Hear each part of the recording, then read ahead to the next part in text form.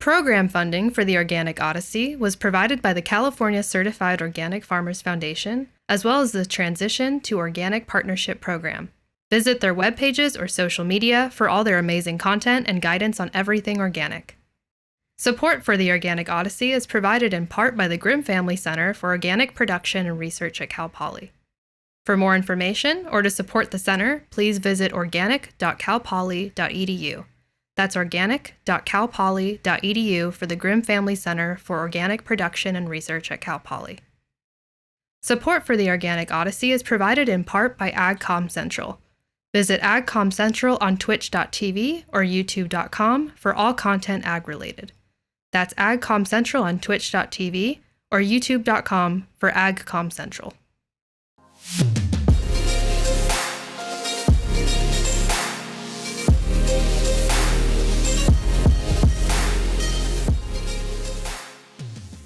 Hello everyone, my name is Emery Pura and I'm here with my co-host Amanda Kidd.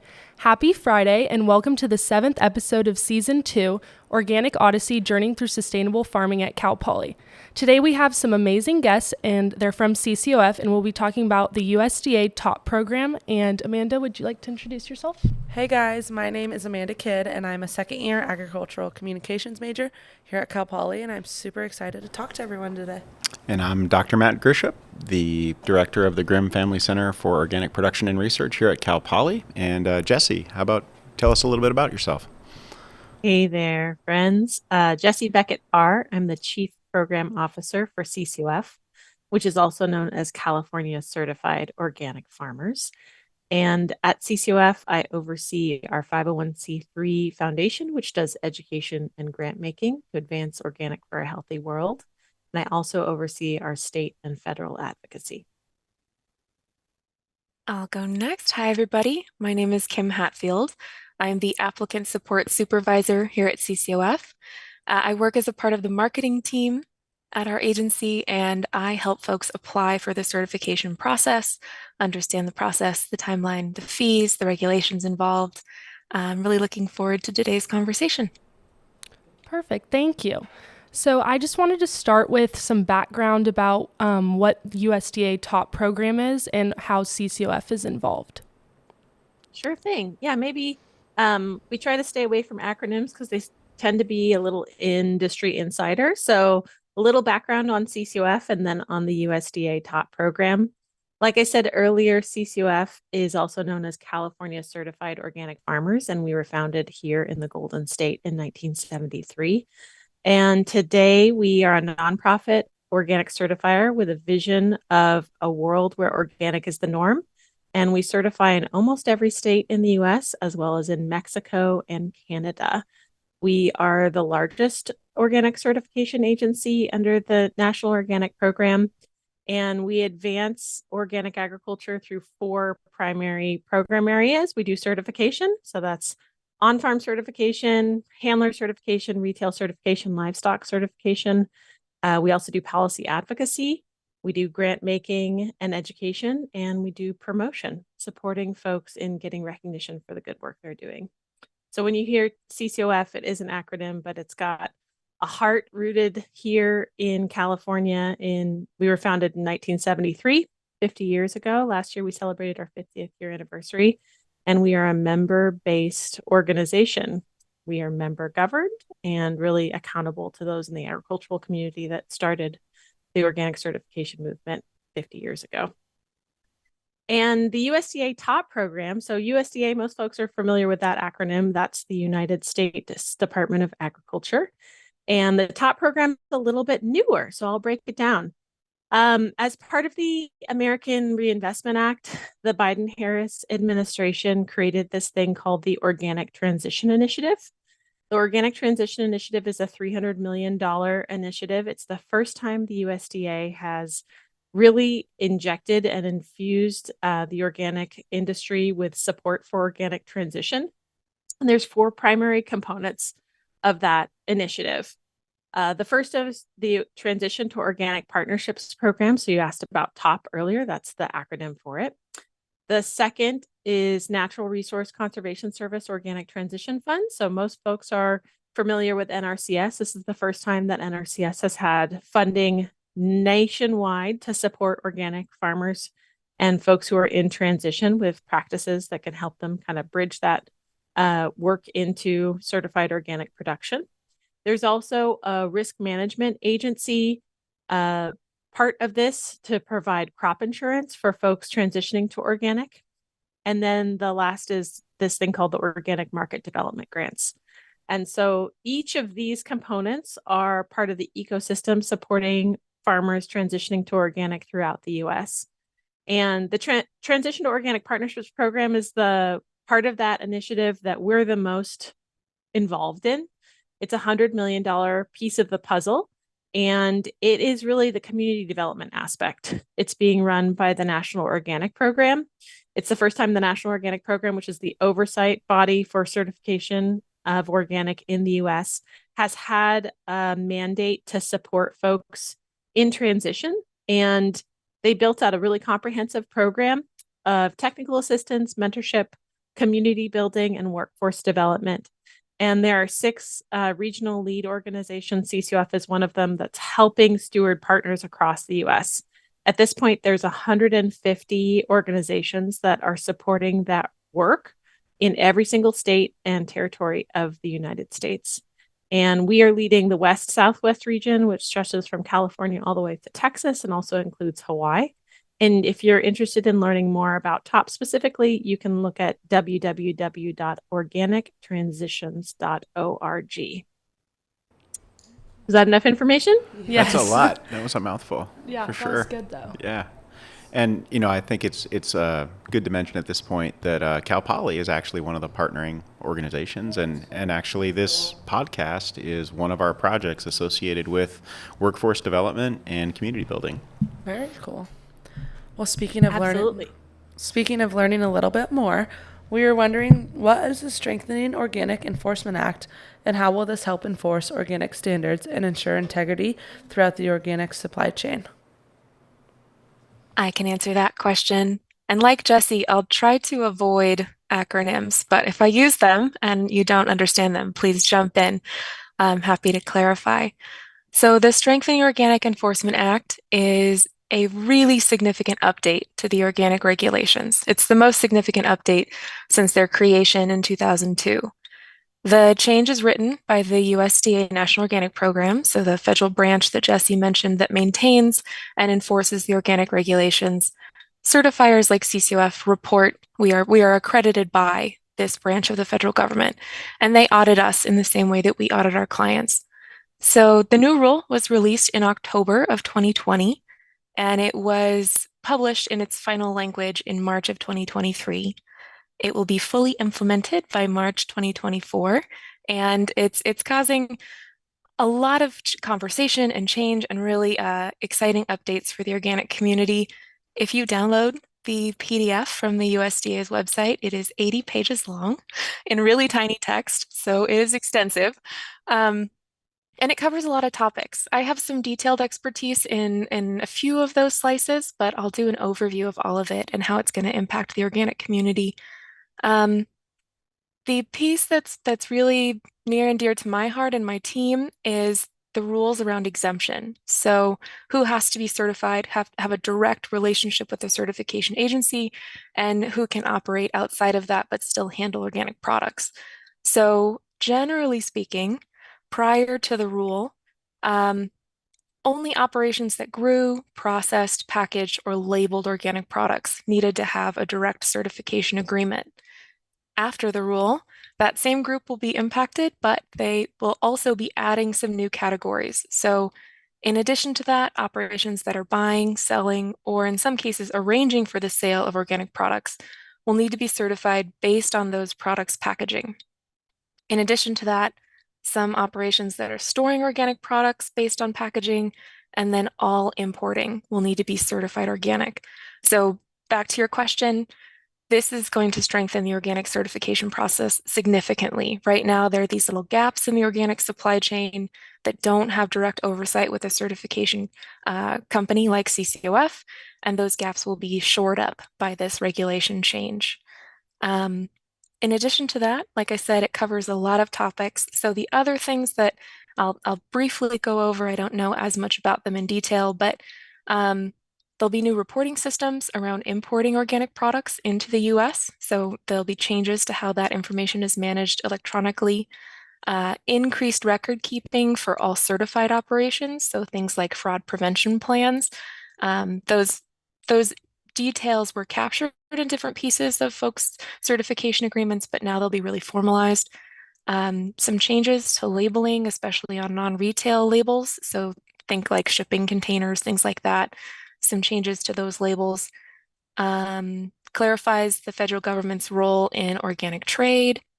And then another interesting update, where organic certificates are issued. Right now, each certification agency issues organic certificates.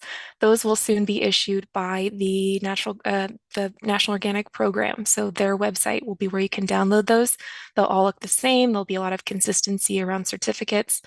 And then the last two quick details here, uncertified operations, I'm sorry, certification agencies will be doing 5% unannounced inspections. So throughout their client base, they'll do random inspections to 5%.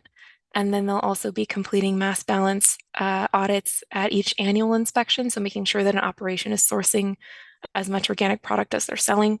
Some additional traceback requirements, and then strengthening the relationship between the federal government and certification agencies like CCOF. So that was a lot of information. If you have any questions, please jump in. But really, the main takeaway is very significant change to the organic regulations, and it will do many things to strengthen the organic certification process. I had a question. When you said that 5% of audits will be like unannounced and like random, did they have those before or no? Absolutely. Okay. Yeah. CCOF has been doing those types of 5% throughout our client base for a long time. Is this just formalized it and put it into context for the regulations? Yeah. I'm curious about that. So I know, I'm pretty familiar with the standard certification, process, farm plans, supplying paperwork, and then the typical annual inspection, right? I mean, I think we're about to go through ours here at the Cal Poly Organic Farm. But I also know as part of that is typically, it's the farmer or operation that's paying for that inspection, right? I mean, that's part of the deal, right? That's how it gets paid for. With those 5% random ones, are those going to be? How does that work? I mean, is it hey, we're inspecting you, get ready for a bill, or is the federal government providing funding to pay for that, or is that kind of worked into the overall business model, if you will, of say CCOF, or how does that work? Yeah, it's part of the agreement that you sign on to when you join our services. So something to be aware of when you're getting certified that could happen. And it's not like we show up without any warning. It's just very short warning, So and we're really there to make sure that those record keeping systems are very strong, that we can see those. And I haven't networked with our accounting team to know how those are billed. I do believe they are billed to the client, though. That's a great question. Yeah, no, it makes a lot of sense why you do that, and that's pretty typical in a lot of other. I mean, for example, running a research lab, you can get the EPA or a state body will come in and inspect your books and see, okay, are you maintaining proper hygiene and safety and all that. But yeah, that was just a question that occurred to me just thinking through it, because that could be a big change for for a certifier that hasn't been maintained that kind of a structure or process, I can imagine. And I don't know, for our listeners, it's always good, I think, to remind them that CCOF is one of many certifiers. And so, prior to the National Organic Program, the certifiers really were independent organizations that provided certification. They got together and talked over what they thought was organic and what wasn't. But really the power of the National Organic Program is that it sort of centralized that process, provided a minimum threshold of standards. And CCOF being one of the oldest and the biggest, I think, has had a really major role in that overall process. But there's others out there, and it's I didn't realize that you all had that process in your inspection already. It's really good to hear. Hopefully that wasn't too just financial, but No, it's fine. Yeah, this is something people don't really think about. We have a whole complaints and investigation team. And so people call our office or email our office and say, hey, I'm worried about fraud over here, or here's some pictures, or I was at the market today and my tomatoes have got blight, and this guy's tomatoes that they're saying are certified organic don't have blight. Can you all do an investigation on that? And so we have a team of folks that do complaints and investigations and dive really deep. We're talking about both the 5% unannounced inspections, but we're also talking about spot checks and analysis where you have like a whole lab relationship, right? Where we'll go and do residue testing either on farm or at any point in the supply chain, including at retail, to see what's happening with products. And it's part of the integrity of the system. Right. It's Yeah, not just a integrity. once a year inspection. Yeah, that's fantastic. What do you think? The two things when I first learned about the Strengthening Organic Enforcement Act a couple of years ago, before it was fully promulgated or written into law and executed, the two ones that I really the two pieces of it that I thought were really exciting. Well, I don't know, it's regulation. Is it exciting? The two things that I thought were really meaningful was one that sort of requiring brokers to certify, because I know that I've seen this in other commodities where, well, for example, in Michigan, where I came from with tart cherries, there was a tariff against Turkish tart cherries, and suddenly all these tart cherries are moving into the U.S. market through Brazil, who doesn't grow tart cherries, and it was basically a broker or a brokerage was essentially buying a shipload of cherries, and then suddenly they become Brazilian cherries, and then suddenly they're allowed for sale without a tariff in the United States. And I know, so for me, that was kind of an object lesson, and there's these kind of paperwork shenanigans that can happen. So I was really excited about that. But then also the standardization of certificates. I mean, and that was something I wasn't even really aware of. But when you look at the range of certificates that different certifiers would provide, all the legal information's on there, but it's presented in many different ways. And so when you think about, the sort of not even necessarily fraud, but just room for misunderstanding and confusion, it seemed like that would be really good. What do you think? I mean, what are for CCOF? I mean, what aspects of this new regulation do you think are really positive, or things that you have a lot of hope that are going to improve integrity across the industry? Absolutely. Well, like Kim mentioned earlier, we think of certification like links in a chain. Everything that comes from before a farm happens on a farm, leaves a farm, goes into processing, goes into some type of handling, right? Then perhaps a shipper, packer, and then into retail in some way, shape, or form. And there were a few of those links that were not required to be certified. Shipping, some parts of handling, storage. And we have been a big advocate for figuring out industry-wide how we can make sure that the entire supply chain is secure, particularly with imports, because that's where a lot of the issues were happening.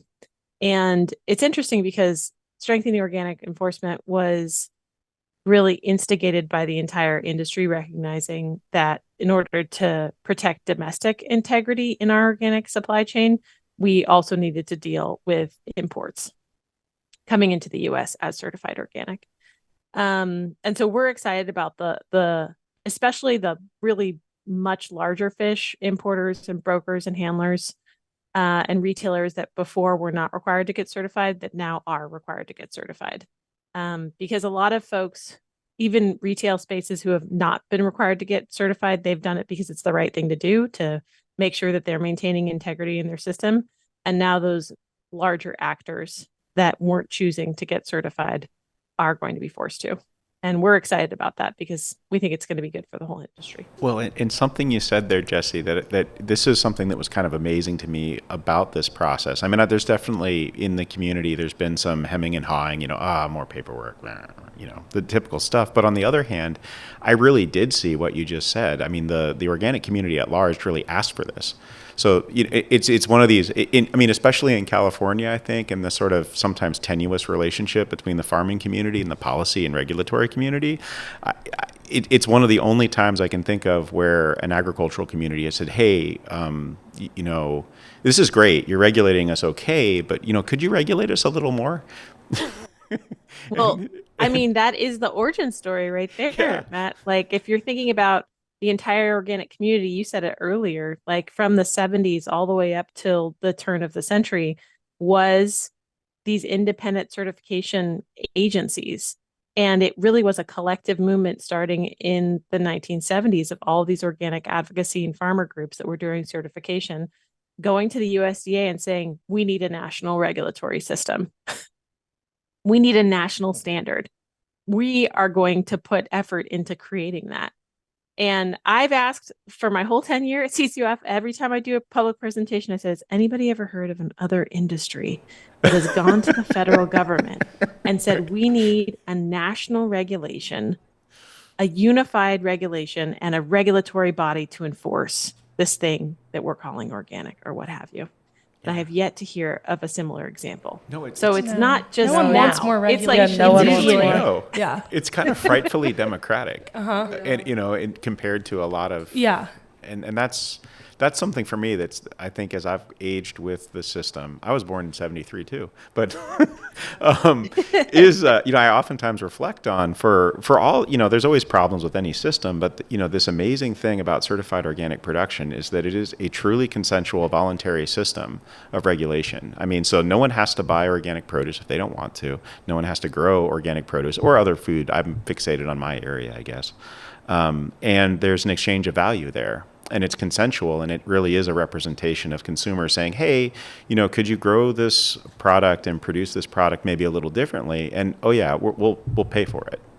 And to me, that's that's just a really powerful thing. I mean, that's a system that has it's consensual. Whereas, so much of our regulations, I think, are really, I'm not saying that we don't need regulations, but a lot of them are not really built along that type of logic, I don't think. Well, it's not just that, it's consensual, but then it has this entire regulatory structure around it, right? As you mentioned, there's over 80 certification agencies in the country, all that certify to the same standard. And then we are audited by the National Organic Program. So it's multiple levels of assurance to that integrity of the system. You have it happening on the business front, right? On the farm or handler or retailer or livestock operator front, then you have it inside the certification agency, and then you have it inside the National Organic Program. And there is no other type of regulatory scheme like that for certifications in the US. It doesn't exist for non-GMO. It doesn't exist for a lot of the stickers that you'll see out there, that they have that kind of higher power inside of the USDA. So there's been a lot of labels that were created kind of in the wake of the organic movement, but none of them that have the same in-depth regulatory structure and backing, not just of a third-party auditor like CCOF, but also by the power of the federal government. And here in California, we actually have a fourth regulatory structure, which is the state organic program, because California was ahead in creating regulations before the federal regulations got passed. We created a state organic program here in California, and the monitoring and enforcement of organic claims in California are run through the State Department of Agriculture. And so I would say here in California, we have the most highly regulatory agriculture and organic agriculture of anywhere in the country.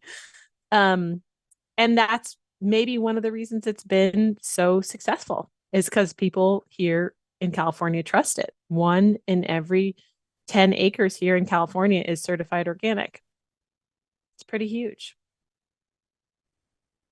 No, you're good. My mom actually gets certified by CCOF. She has organic cattle. And so my next question is, how does CCOF support small-scale farmers in navigating organic certification processes and complying with organic standards?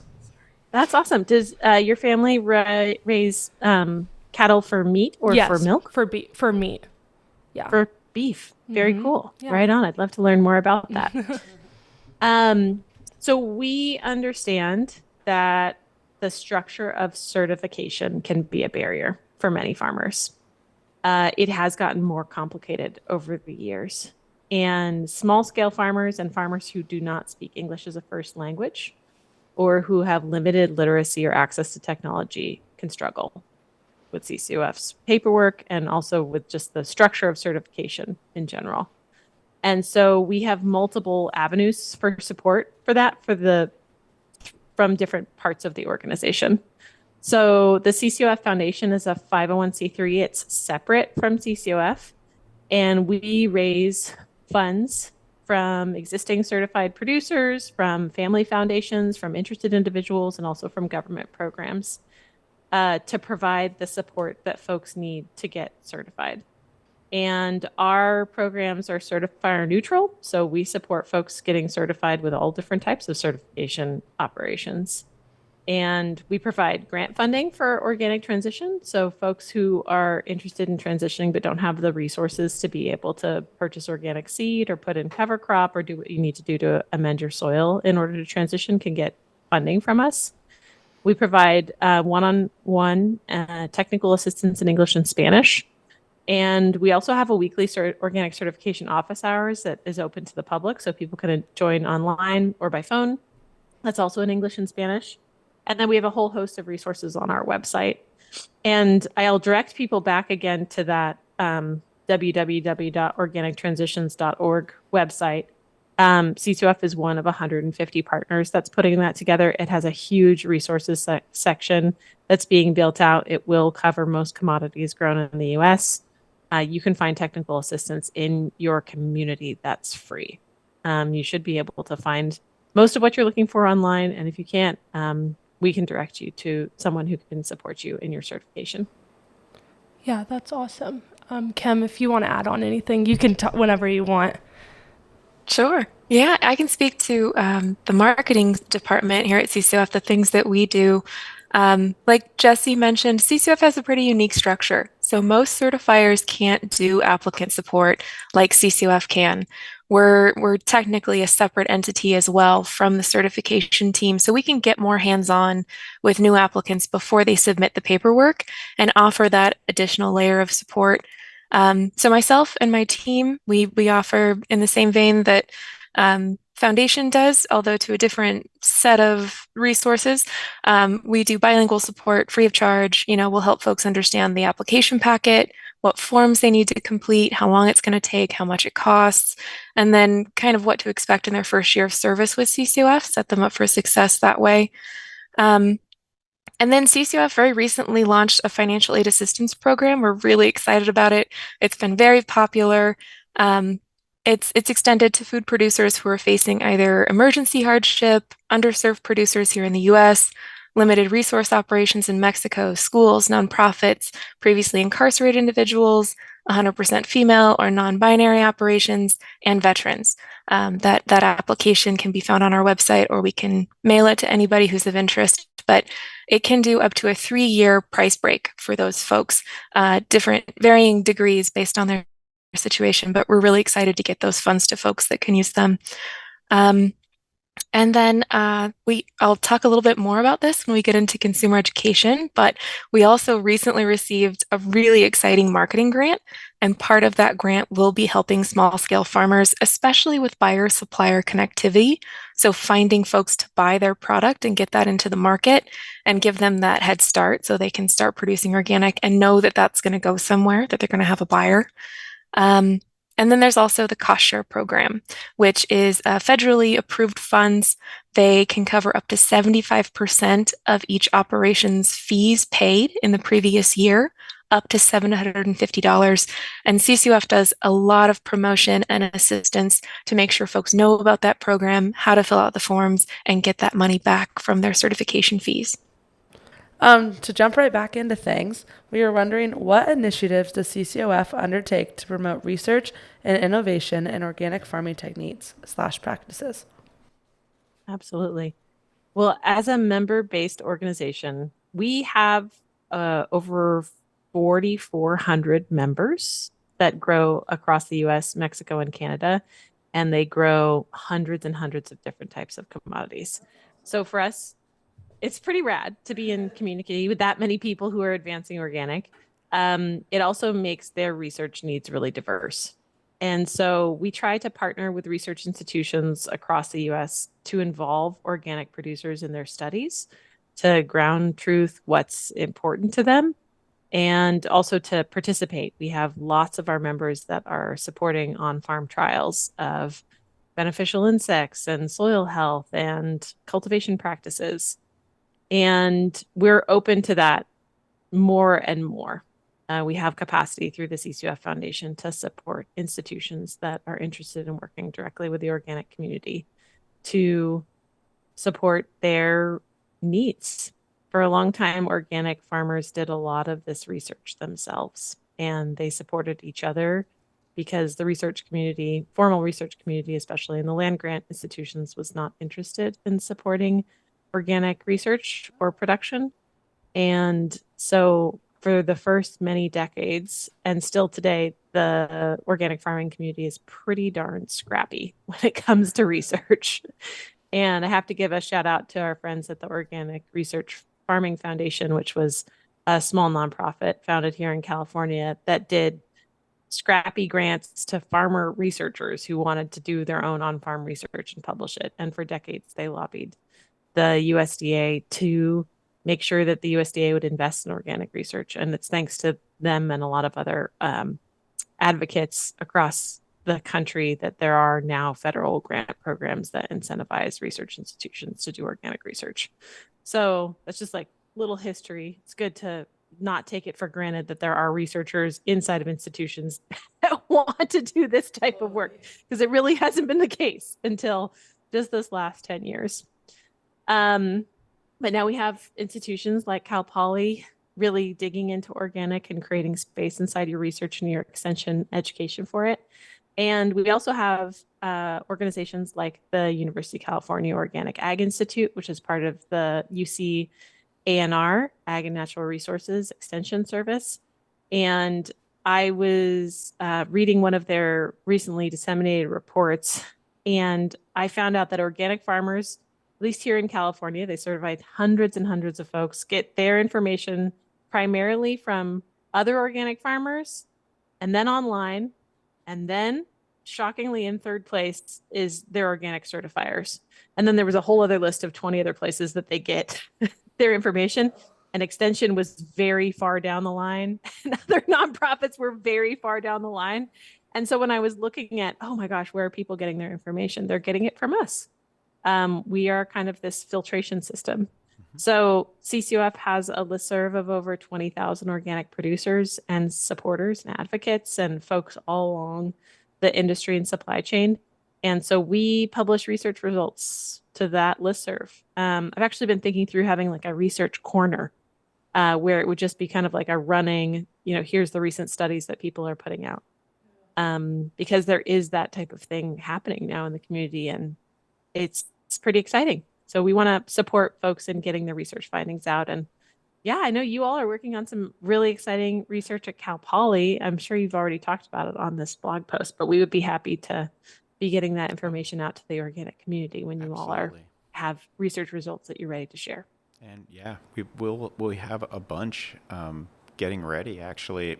One of the things that's been really interesting to me as someone who's worked in the organic community for 25, 30 years, but as part of research universities, is I've always paid a lot of attention to trade magazines. So, Vegetable Growers News, Fruit Growers News, there's quite a few out there. But recently, just really in the last 10 years, there's more and more organic information in those. So Progressive Crop Consultant's another magazine that is really bringing in some of that stuff. So I think there's a lot of headspace. And I think CCOF is a great place to sort of add to that. But, there's so much that we do in the organic community. So one of the really cool things about working in organic research is that, what we can do in organic farms, there's a national standard and a list. And so you have to respect that. But on the conventional side, so we can't do a lot of things that conventional folks can do in terms of production. But the conventional folks can adopt everything we do. And, that's been one of the most exciting things I've seen in my career, I think, is this broader acceptance of things like soil health. And, the University of Arizona, University of California are having big conferences on soil health now, and I really feel that the organic movement was really sort of the touchstone for all that to happen. So there's like these, I guess like what I'm getting at are these concentric rings of impact we're having on these agricultural systems. And while obviously, my heart's with organics and I want to see more organics, if that can serve as a fulcrum to kind of move non-organic production in that direction, it's just a beautiful thing. And so it's absolutely. Yeah. It's absolutely happening. I said that 1 in 10 acres in California is currently certified organic. That's 1 in 10 agricultural acres. But there's a lot more folks who have adapted organic practices and are practicing organic here in the Golden State. Part of the reason in California is because of the regulatory bureaucracy around the use of pesticides. Like in California, we have a Department of Pesticide Regulation, that doesn't exist in other states, many other states. And so folks are continually restricted in the types of pesticides that they're allowed to use here in California, in large part due to the very stalwart advocacy of the environmental justice community. And that pushes folks farther towards organic. They're not organic yet, but they're moving in that direction. And when folks are moving in that direction, they see successful organic farms, they're like, what's happening on the other side of the fence? How are they managing this specific pest? Oh, interesting. They put in these windrows and that gave them a little bit of buffer. Or, oh yeah, look, they're using a trap crop system. Check that out. We're definitely seeing adoption across multiple fences here in California, which is really exciting, Matt. Yeah, that is really exciting. I think this will probably be our last question. So maybe Kim, you could answer this since you're in marketing. How does CCOF engage with consumers to increase awareness of the benefits of organic products and support demand for organically grown foods? Absolutely. Yeah. So I'm going to circle back to that grant that I mentioned because we are so excited about its impacts. Earlier this year, CCOF received a $3 million grant through the USDA through the Organic Marketing Development Grant Program. And it will start a 3-year program dedicated to just this, both educating consumers and also helping small farmers at the same time. So the education piece will really focus in on what does organic mean? What is the certification process? What is that integrity behind the label? And we'll be launching the first ever national TV and digital advertising campaign around that. So fingers crossed, in the near future, you'll see some nice CCOF publications about organic specifically out there in regular conversation. And then the other half of that, like I mentioned, for the small producers is building tools so small producers can find buyer-supplier connectivity and then know how to speak to their buyers, give them tools to speak about organic and market organic, and do that education piece on the ground that they're using to market their products. So that's a really big piece that we're launching into consumer education. The outcomes that we're hoping for this project will really gear folks, the normal consumer of organic products, to understand what that means, and then promote the small farmer so they can meet that new demand through education. That's great. Yeah. I want to see it on TV. Yeah, hopefully. I do too. I can't wait. Yeah. So if anyone We're has excited any... to see it on TV too. Yeah. And it's just CCOF is a nonprofit certifier, right, with a vision of a world where organic is the norm. And that world is not possible if we're just promoting us, right? We're looking to promote organic. And the $3 million that we got is part of that organic transition initiative that I mentioned at the beginning. And the organic market development grants are $75 million. And we were just in the first tranche of funding that they announced. And we are looking forward to the USDA announcing the rest of that funding very publicly and having partners in the space to collaborate with to do more broad-based consumer education. Because the USDA, even though the National Organic Program is housed in the AMS, which is about marketing, it's a department it's an agricultural marketing service part of the USDA. They've never done broad-based consumer campaigns around what certified organic means. And I think this is an assumption that a lot of the scrappier nonprofits, grassroots organizations like CCOF might have made when we finally got the national regulation passed. That meant that the USDA would pick up the ball and say, all right, just like whatever it is, the nutrition standards at USDA, they publicize those. Why wouldn't they publish their own program of the National Organic Program? There's never been a marketing budget. So this is the first time the USDA has come out and said, we have money specifically for organic marketing. And it's really necessary because there's a lot of noise out there about lots of different types of agricultural production systems that don't have near the amount of integrity that organic does.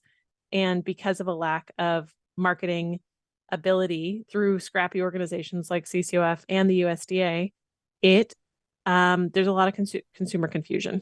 So we're excited about being an industry leader, and we're also excited about having other folks funded by the USDA to step up and join hands with us and be able to educate consumers across the U.S. And to me, that sounds like a lot of job opportunities for, say, agricultural communications professionals, maybe. Yes, just possibly. There we go. Hashtag workforce development. We love outcomes. Yeah, well, thank you so much for joining us. I learned so much, and it was so interesting. I hope everyone else listening enjoyed in the panel, had fun, and I hope everyone has a great day. Thank you. Program funding for the Organic Odyssey was provided by the California Certified Organic Farmers Foundation, as well as the Transition to Organic Partnership Program. The show was created by Matt Grieshop, the talent coordinator and resident organic expert, as well as Moses Mike, the faculty production lead. The guests on this episode were Jessy Beckett Parr and Kim Hatfield. The Organic Odyssey is a production of the AGC 225 class called Digital Communications in Agriculture. The student team that produced the show included Andrew Angulo, the director, hosts Amanda Kidd and Emery Pura, and the technical team, Bailey Knirk, Daniela Rodriguez Ruiz, Delaney Browder, Katie Cook, and Sierra Fugman. The Organic Odyssey is a digital media collaboration between the Agricultural Education and Communications Department and the Grimm Family Center for Organic Production and Research at Cal Poly. These credits were read by Chelsea Ann. Thanks for listening.